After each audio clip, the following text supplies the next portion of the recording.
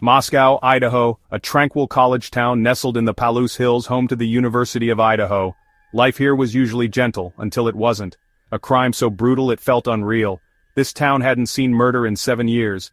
Then, the unthinkable arrived. Quietly. It crept in under the cover of darkness, leaving a wound that would refuse to heal, a scar on the community's collective memory, forever changing the perception of this once peaceful enclave. November 13, 2022. A date burned into Moscow's soul. That Sunday morning brought a profound darkness. 4 students, young and vibrant, full of dreams, found lifeless inside their King Road rental home. The news began to spread like wildfire. First, uncertain whispers, then chilling shockwaves of confirmed horror. Disbelief was the immediate, overwhelming reaction from all who heard. How could this happen? Here, in their safe haven? To them? To these bright young people? Fear quickly took hold, a cold and sharp presence. It was pervasive, seeping into every corner of the college town's comfortable existence. Students, once carefree, suddenly felt a new, chilling vulnerability walking familiar paths. Parents, many miles away, felt an almost unbearable, intense worry for their children's safety. The University of Idaho campus, typically bustling with youthful energy and optimism, grew unnaturally quiet. Anxious glances and hushed conversations replaced easy smiles and laughter. Safety felt like a distant, almost forgotten memory. This was more than just a crime, far more. It was a monstrous, terrifying aberration for Moscow. Local police, dedicated but understandably unaccustomed to such savage acts, faced an unprecedented and immense challenge. The town, its bewildered and grieving people were suddenly, unwillingly, thrust under a glaring, relentless national spotlight, not for its undeniable charm or its notable academic prowess, but for a brutal, baffling and deeply disturbing mystery, a story the entire nation, and soon the world, simply couldn't ignore. The peace was irrevocably broken. The discovery on King Road exploded onto the national stage. A story of unimaginable horror unfolding in an unlikely place grabbed headlines instantly. Questions swirled. Who could commit such a heinous act? And why these 4 promising young lives? The Idaho murders became an instant fixation. At the heart of this narrative were the victims: Kaylee Goncalves, Madison Mogen, Xana Kernodle, and Ethan Chapin. Their loss fueled a desperate public need for justice. The media descended upon the small Idaho town. Law enforcement felt the immense weight of national expectation. Find the killer. Who was responsible for this horror? The clock was ticking. Kaylee Goncalves, 21, was known for her fierce loyalty and infectious laugh.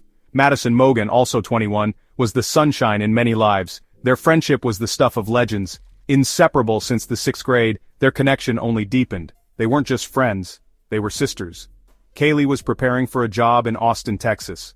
Their home on King Road was often filled with optimistic buzz. Their bond was a beautiful story, tragically cut short. Xana Kernodle, just 20, was known for her vibrant personality and love for music. Friends recall her as fun-loving, always up for adventure.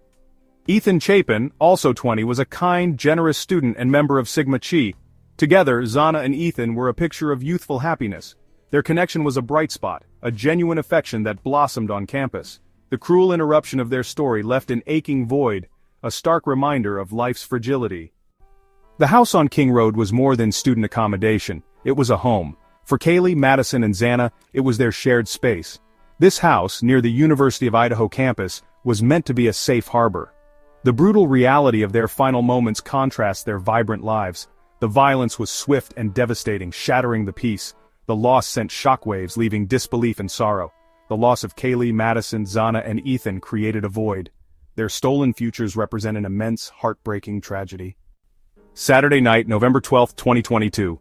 For Kaylee Goncalves and Madison Mogen, it was a typical evening, filled with the easy camaraderie of best friends. They were out, enjoying the college town atmosphere of Moscow, Idaho. A few hours of fun, laughter, and shared moments, before heading back to their King Road rental home. Nothing seemed unusual then, nothing at all hinted at the unimaginable darkness that was lurking, waiting to descend. Just 2 young women making memories, blissfully unaware of the horror that was to come.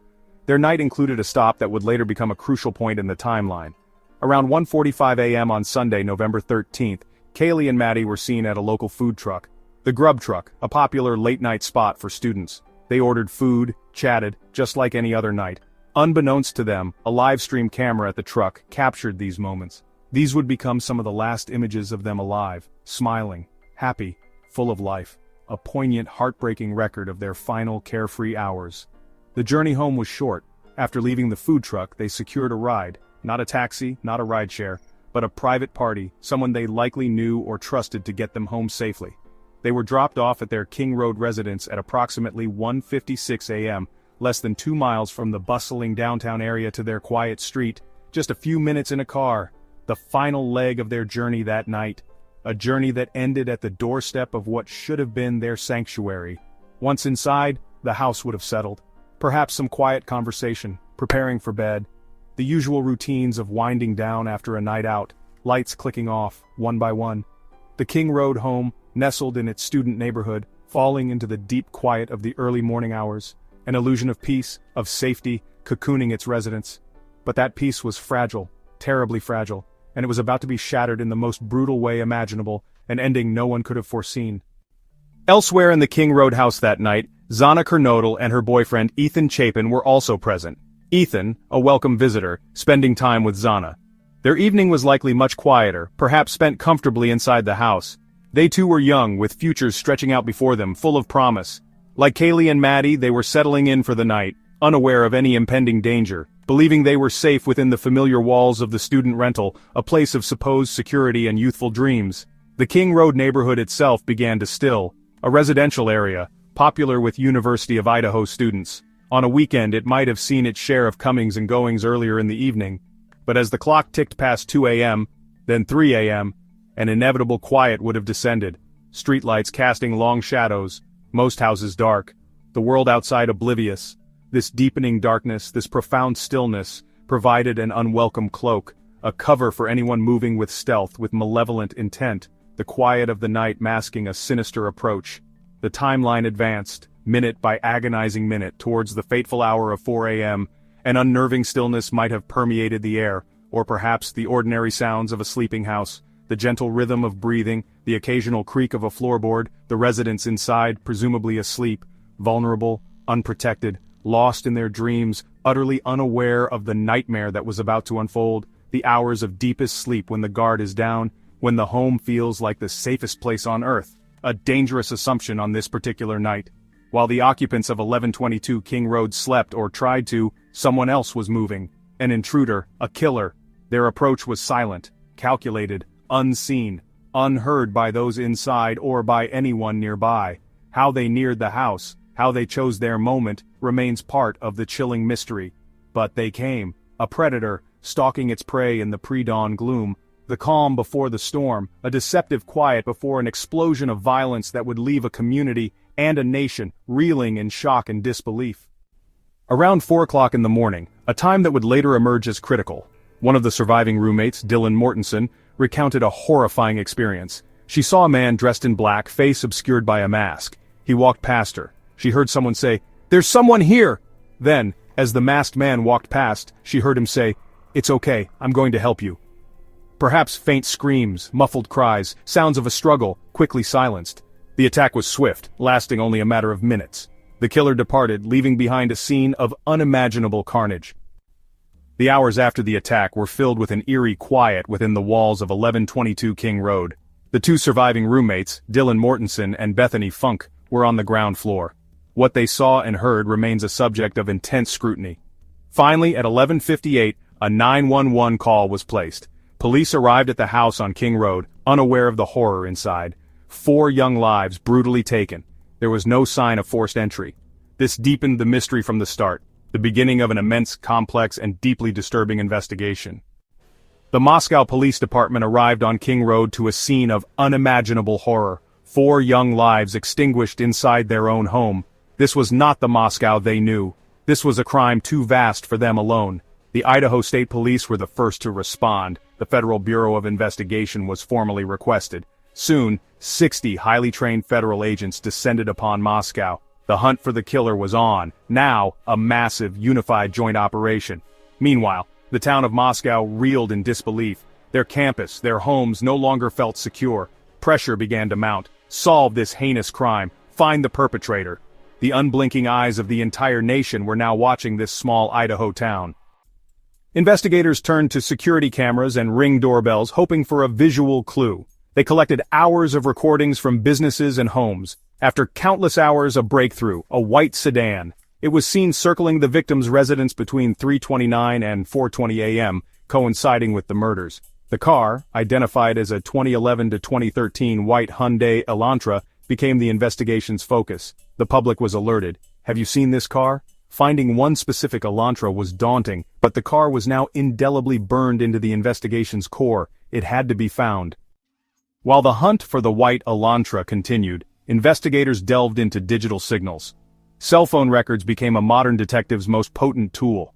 Cell phones track our movements, leaving a digital trail. Investigators hoped the killer's phone would betray him. They requested data from cell towers near the King Road house. Analysts sifted through data, searching for anomalies. One number pinged near the victim's home multiple times, often late at night. This suggested surveillance. On the night of the murders, that number was active near the house. It then traveled south out of Moscow towards Pullman. The phone was off during the attacks. A silent story was unfolding. Two leads, an elusive white Hyundai Elantra and a suspicious cell phone, dominated the investigation. Could they be linked? Investigators traced the phone to Bryan Kohberger, a 28-year-old criminology Ph.D. student living just 10 miles from the crime scene. The irony was chilling. A student of crime, now a suspect. Kohberger owned a white Hyundai Elantra matching the model seen near King Road. Suddenly both the car and the phone pointed to one man. The investigation's focus narrowed sharply. The hunt for the prime suspect had begun. Investigators tracked the Elantra's movements the night of the murders. Surveillance showed Kohberger's car leaving Pullman at 2:47 a.m., heading toward Moscow. His phone went dark, deliberately, during the drive. Minutes after the murders, the phone reactivated near King Road. Cameras later caught the Elantra speeding back to Pullman at 5:27 a.m. The car's erratic return suggested panic. The digital and physical trails converged on Kohberger. Investigators dug into Kohberger's digital life.